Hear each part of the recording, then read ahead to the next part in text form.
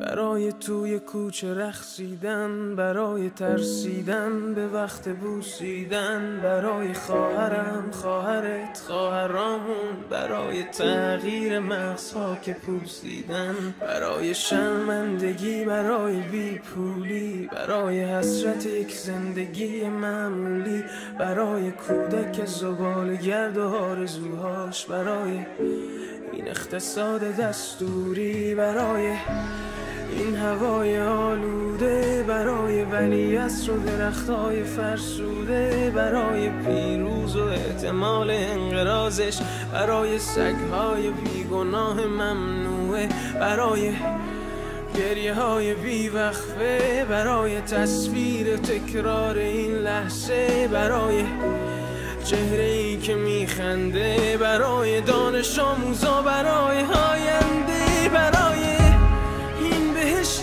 اجباری، برای نخبه های زندانی، برای کودکان افغانی، برای این همه برای غیر تکراری، برای این همه شعارهای تو خالی، برای آوار خونه های پوشالی، برای احساس آرامش، برای خورشید پس از شبای طولانی، برای قرصای اعصاب و بیخوابی، برای مرد میهن آبادی، برای دختری که آرزو داشت پسر بود، برای زن زندگی آزادی،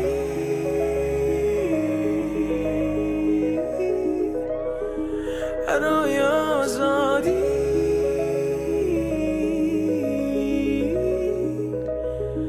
برای آزادی،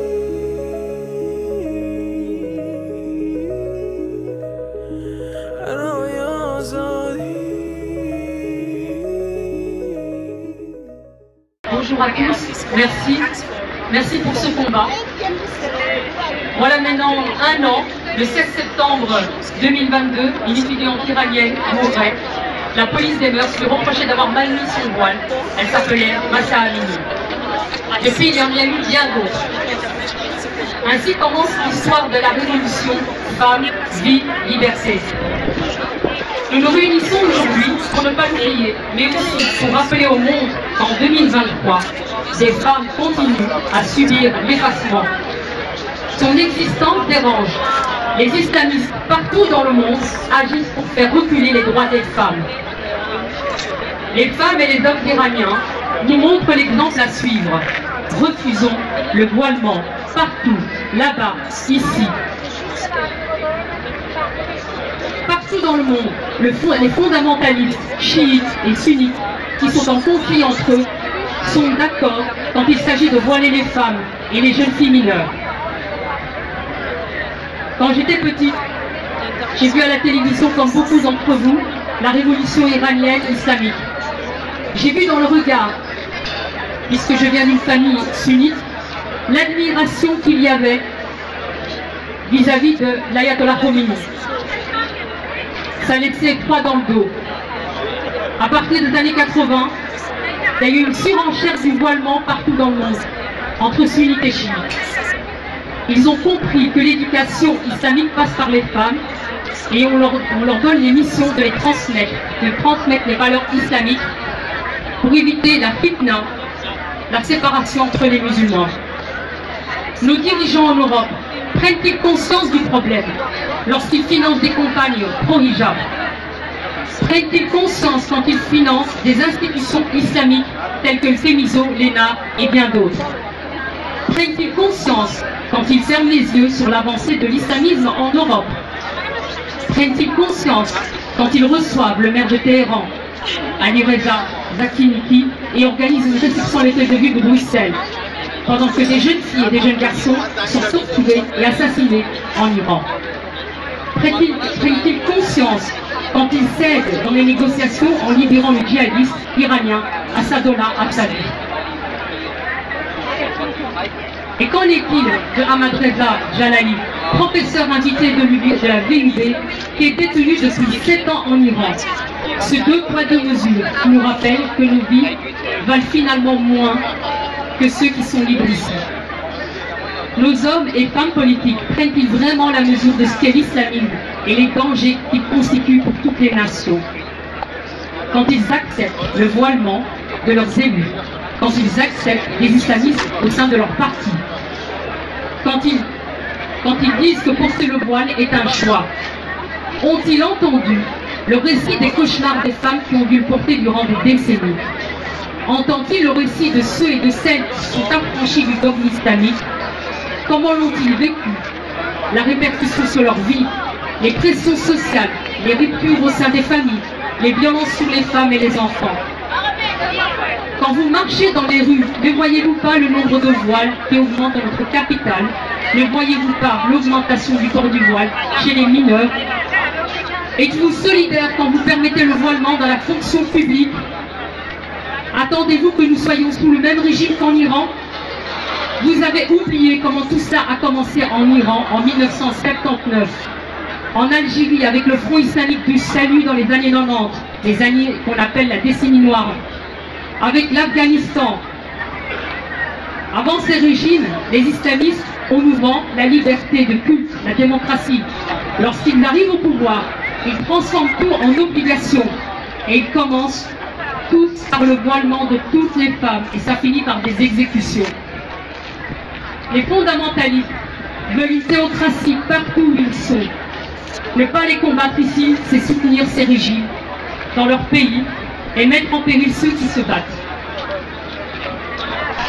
Ici même, dans certaines manifestations, on envoie des gens pour surveiller tous ceux qui combattent l'islamisme.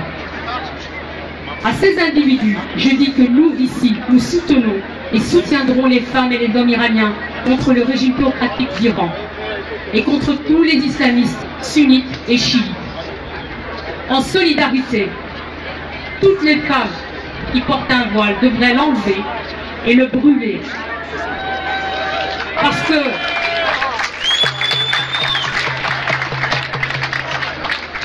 il faut refuser l'effacement des femmes. Ce voile, c'est l'effacement des femmes. Ce voile rend votre humanité invisible, notre humanité en tant que femme invisible. Il est remplacé par la visibilité du dogme islamique. Le voilement est une norme islamique, il est un dogme. Il est l'étendard de la Oumma Islamia, la nation islamique. Femmes et hommes libres, chantez, dansez, riez, vivez, faites tout ce que les mollahs détestent. Alors aujourd'hui, nous allons célébrer la femme, la vie et la liberté. Femme, vie, liberté. Femme, oui, liberté. Femme, oui, liberté. Femme, oui, liberté. Merci à tous.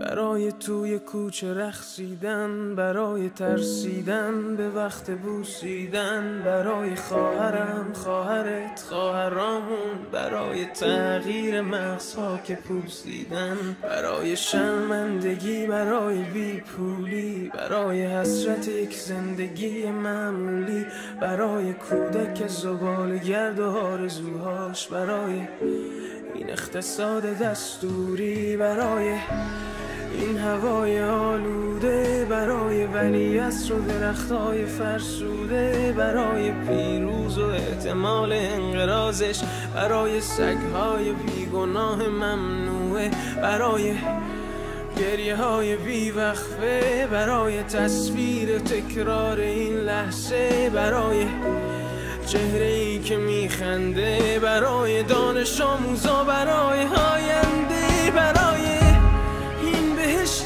اجباری، برای نخبه های زندانی، برای کودکان افغانی، برای این همه برای غیر تکراری، برای این همه شعارهای تو خالی، برای آوار خونه های پوشالی، برای احساس آرامش، برای خورشید پس از شبای طولانی، برای قرصای اعصاب و بیخوابی، برای مرد میهن آبادی، برای دختری که آرزو داشت پسر بود، برای زن زندگی آزادی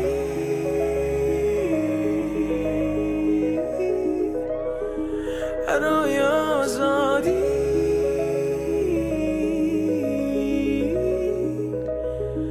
برای